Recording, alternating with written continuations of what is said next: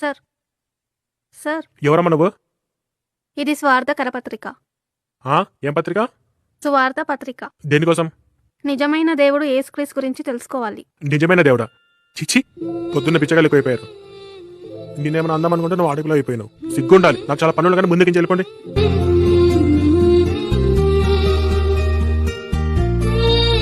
సువార్తకి వెళ్ళినప్పుడు కొంతమంది మతోన్మాదులు చీకొడతారు, అసహించుకుంటారు. అయినా యేసుక్రీస్తు కోసం భరించాలి. ఎట్టి పరిస్థితుల్లోనూ సువార్త ఆపకూడదు. తూ అని ఊస్తారు. అయినా తుడుచుకొని పోవాలి. దేవుడు నిన్ను బహుగా దీవించాలంటే ఎన్నో ఆత్మలు సంపాదించి మన చర్చికి తీసుకురావాలి. అలాగే పాస్టర్ గారు.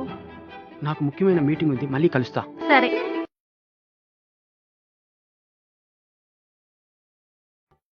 సార్ ఇది సువార్త కరపత్రిక. సువార్త కరపత్రికనా? అది సరే, ఇంతకు మీ పేరేంటి? మహాలక్ష్మి. చక్కని పేరు పెట్టుకున్నావు. మరి బొట్టు ఎందుకు పెట్టుకోలేదు? మేము క్రైస్తవులమండి. అయితే మేము బొట్టు పెట్టుకోకూడదని మా పాస్టర్ చెప్పారు. మరి మీ పాస్టర్కి ఎవరు చెప్పారు? దేవుడు బైబిల్లో రాయించాడండి, నాకు తెలీదు. ఏమని? అన్యుల వల్లే పోలి ఉండరాదని మా బైబిల్లో ఉంది. అవునా? అయితే మీరు బైబిల్ను బాగా పాటిస్తారా? అవును, బైబిల్లో దేవుడు మాకు ఏమని సందేశం ఇచ్చాడో అదే పాటిస్తాం. సరే, మరి చీర కట్టుకున్న సంస్కృతి ఎవరిది? గాజులు వేసుకున్న సంస్కృతి ఎవరిది? అసలు మెట్టలు పెట్టుకున్న సంస్కృతి ఎవరిది? ఇవన్నీ బైబిల్లో ఉన్నాయా? ఈ మతంలోకి ప్రవేశించిన తర్వాత నీకు తెలియకుండానే మన భారత సంస్కృతికి నువ్వు దూరం అవుతున్నావు. అది నీకు అర్థం కావట్లేదా?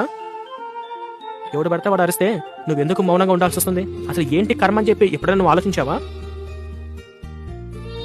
ఒక ఆడపిల్లకు నుదుటి మీద బొట్టు అనేది సింధూరం. చూడడానికి ఎంతో అందంగా కనిపిస్తారు. చేతికి గాజులు, జడలో మల్లెపూలు, కంటికి కాటుక, అరచేతికి గోరింటాకు, కాళ్ళకు పట్టీలు.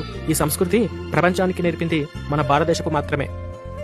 మన భారతదేశంలో పుట్టిన మీరే మన భారతదేశం సంస్కృతిని నాశనం చేస్తుంటే ఎవరు మాత్రం ఏం చేయాలి చెప్పు?